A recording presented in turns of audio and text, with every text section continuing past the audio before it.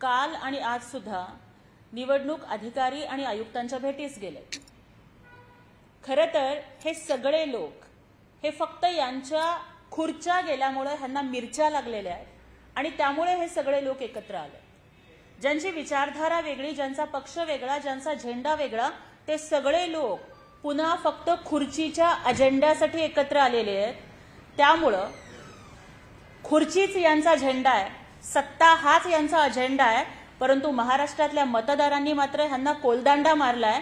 त्यामुळे ह्या लोकांची ही शेवटची फडफड सुरू आहे।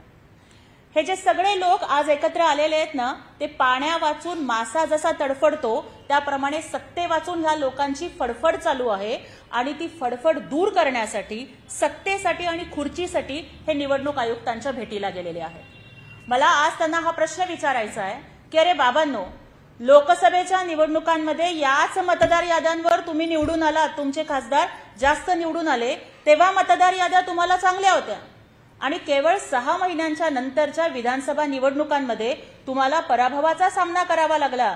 मग लगेच निवडणूक याद्या वाईट, मग लगेच निवडणूक आयोग वाईट, मतदार याद्या वाईट, अशा पद्धतीचं फेक नॅरेटिव्ह आणि रडगाणं तुम्ही किती दिवस चालवणार आहात? खरं तर हिंदू हृदय सम्राट वंदनीय बाळासाहेब ठाकरे हे डरकाळी फोडायचे। काही दिवसापूर्वी ह्या लोकांनी हंबरडा फोडला आणि आता ते 2 दिवसापासून रडारड करतायत। थोड्या दिवसांनी हे म्यावम्याव जरी करायला लागले ना, तरी सुद्धा आम्हाला आश्चर्य वाटणार नाही।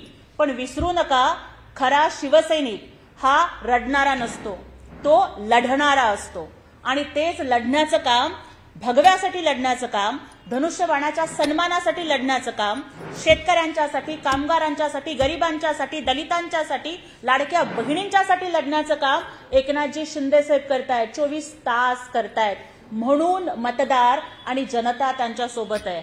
अशा पद्धतीने फक्त रडगाणं गाऊन कधीच जनता सोबत राहत नसते आणि त्यामुळेच मला असं वाटतंय की ह्या सगळ्या विरोधी पक्षांचं असं चाललंय की रोग रेड्याला आणि इंजेक्शन पखालीला असं चाललंय।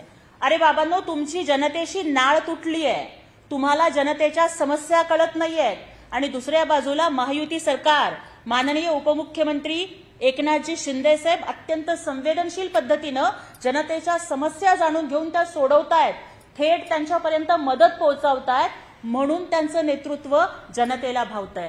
आणि मला एवढंच सांगायचंय की चाणक्यांचं एक सुप्रसिद्ध असं विधान आहे कि जब पूरा विपक्ष एक हो जाए तो समझ लेना कि राजा ईमानदार है।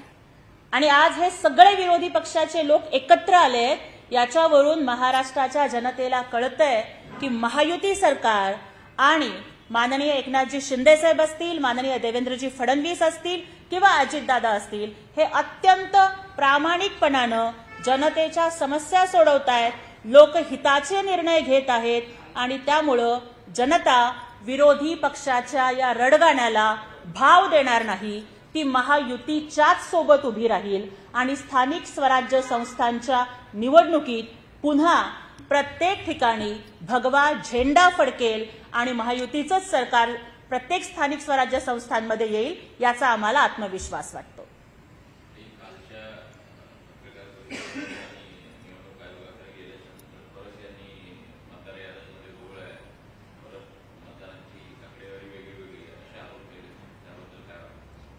खरं तर बघा की निवडणूक आयोग ही एक स्वायत्त संस्था आहे आणि ती स्वायत्त संस्था भारतीय संविधानाने जे अधिकार त्यांना दिलेत त्या पद्धतीने काम करते।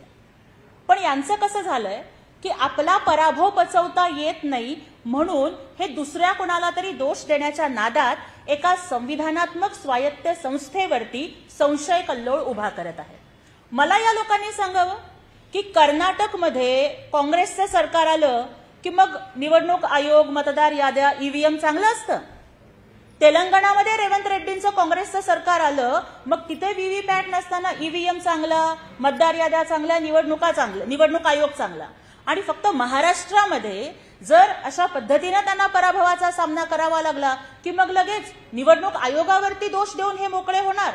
या लोकांचं वागणं हे नाचता येईना अंगण वाकडे आणि चूल पेटेना पण ओली लाकडे अशा पद्धतीचं चाललंय।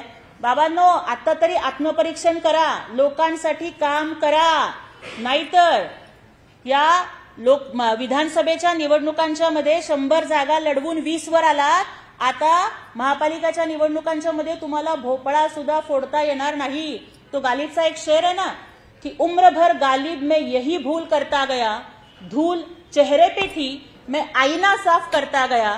अशाच पद्धतीनं स्वतःच्या चुका त्याचं आत्मपरीक्षण न करता आपण तिकीट देण्यामध्ये चुकलो, लोकांच्या समस्या सोडवून न घेता आपण फक्त फेसबुक लाईव्ह करत बसलो, या सगळ्या गोष्टी समजून न घेता निवडणूक आयोगावरती आरोप करणं म्हणजे ही शुद्ध धूळफेक आहे असं मला तरी वाटतं.